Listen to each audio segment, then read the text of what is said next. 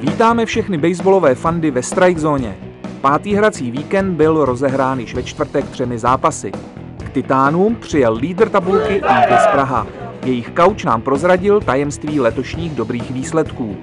Nedělali jsme žádnou přestávku moc velkou po sezóně a myslím, že se to ukázalo, ten tým se hlavně dal dohromady, kluky to zase baví a asi tak, no. První utkání vyhráli Eagles 4-2. Ve druhém tempo z 8 hitů vytěžilo 14 bodů a připsalo si 7. výhru v sezóně.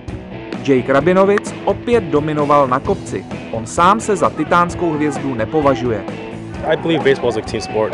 No matter what, I do my job to try to win the game, and our team wins it. Every time we've won the game that I've won, our team has hit well and put the ball in play, and we've been successful as a team.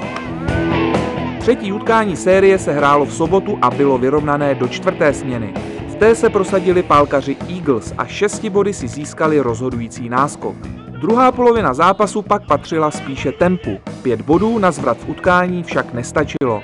Vypadalo to tak, že jsme z půlky zápasu už potom se nekoncentrovali, tempu se podařilo udělat 1 bod, my naopak 2krát na plný mety se nám nepovedlo stáhnout ani jeden a to nikdy nevíte, no. The last game was unfortunate, we weren't ready to play in the beginning. It took them to go up by a lot and we had to fight. It was a little too late in the 5th inning, we had to come back and fight. But we showed that we have fight and we have heart, and we have to do it from the beginning of the game instead of the 5th inning when we're down by a lot of runs. Na Kotlářku zavítal tým Arrows Ostrava, který se svými výkony zatím není zcela spokojen.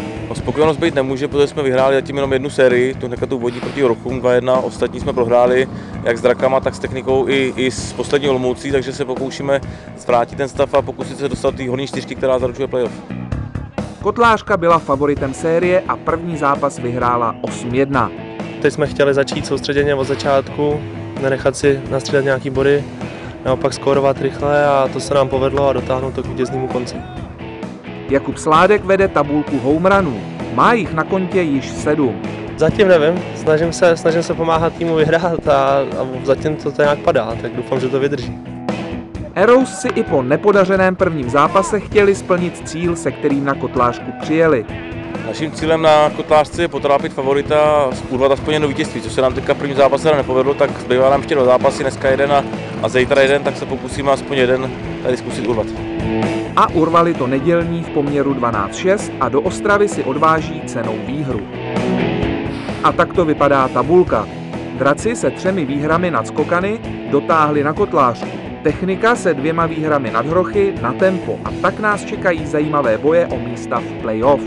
To je pro dnešek vše a ve strike zóně brzy na viděnou.